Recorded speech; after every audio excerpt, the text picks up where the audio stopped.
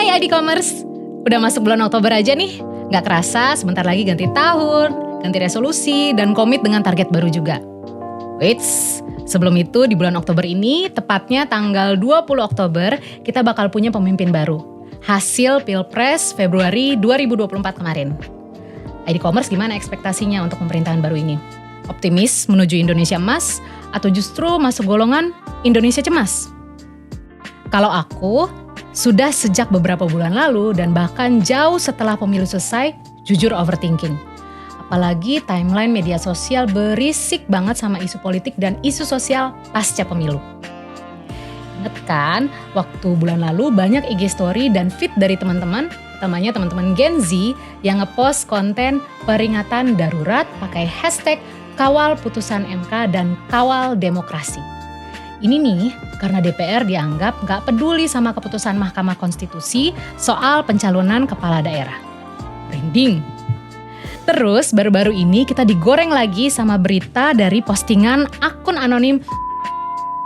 Nah you know lah, bahaya banget kan, soalnya ini berpotensi menimbulkan krisis kepercayaan antara publik dengan pemerintah nanti ke depan. Tapi jujur aja ya, ngomongin soal gerakan netizen, aku juga agak-agak resisten untuk ikut-ikutan. Aku peduli kok, tapi ada takutnya juga sama resiko yang gak kelihatan. Soalnya dunia maya kan unpredictable. Serem gak sih? Nah, mending kita bahas sekalian ya di video kali ini.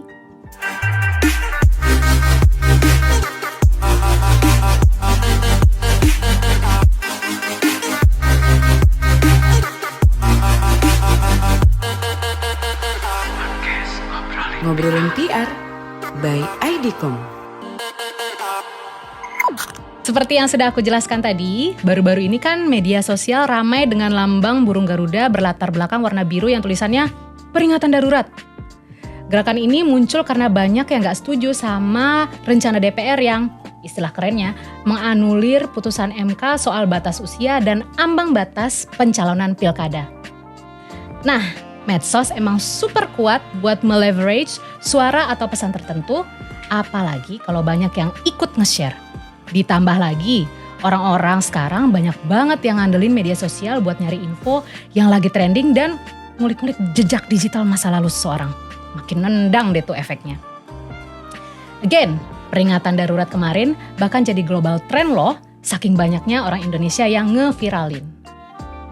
Sebagai seseorang yang concern, tapi gak terlalu mendalami politik, aku tahu kok politik itu penting. Tapi seringkali bikin pusing ya gak sih? Karena informasinya beragam, kompleks, penuh dengan konflik kepentingan, kemarin jadi teman, sekarang jadi lawan. Kemudian juga aku rasa mereka itu cenderung bermuka dua. Kayak benar gak sih mereka yang duduk sebagai pemimpin terpilih mau nepatin janji manis yang mereka sampaikan saat kampanye kemarin? Fun fact, salah satu survei dari indikator politik di pemilu Maret lalu menunjukkan 42% atau hampir setengahnya dari suara generasi muda cenderung abu-abu dan ragu dalam memutuskan pilihan. Jujur aja sih, sebagai bagian dari generasi muda, kadang aku ngerasa aksi-aksi yang dilakukan itu gak banyak bawa perubahan nyata. Banyak orang yang ikutan cuman biar gak FOMO dan FOPO, tapi pada akhirnya hasilnya seringkali gak sesuai harapan, right?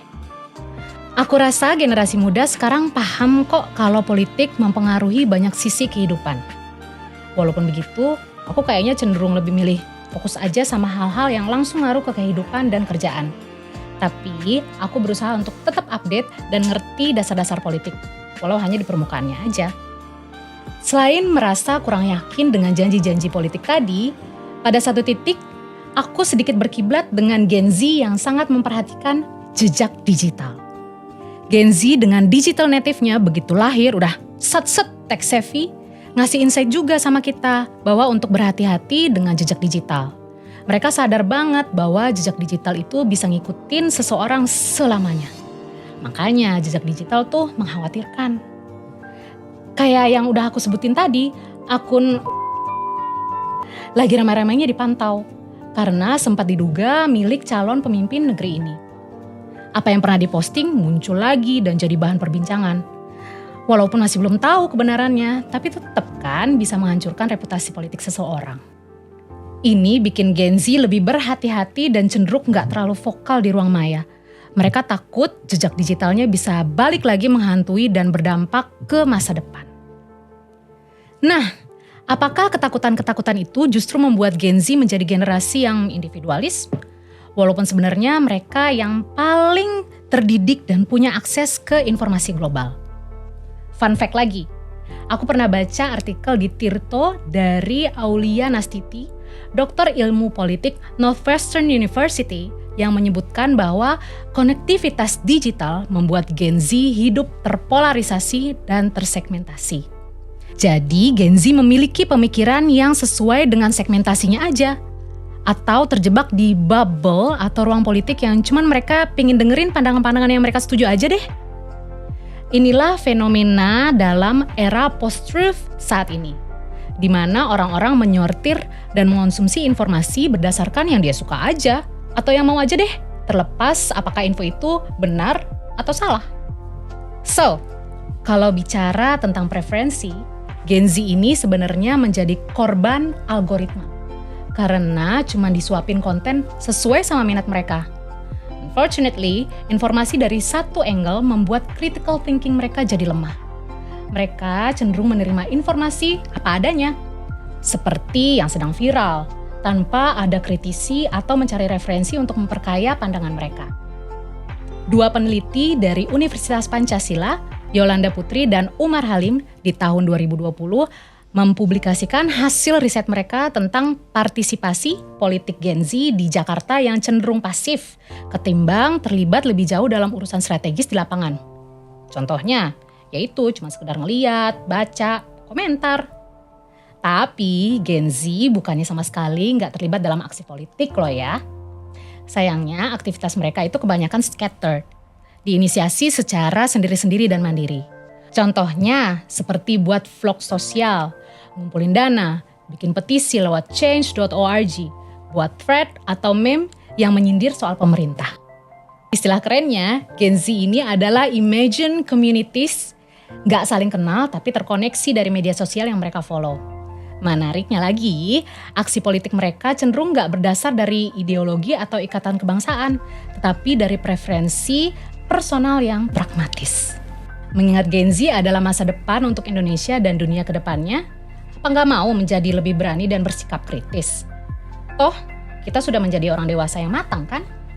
Meski bukan ahli politik, aku sangat tertarik mendukung Gen Z untuk berani ambil peran strategis di kegiatan politik ke depannya. Tanpa bermaksud mendikte ya, aku terpikir beberapa stimulus supaya mereka bisa masuk ke ranah politik.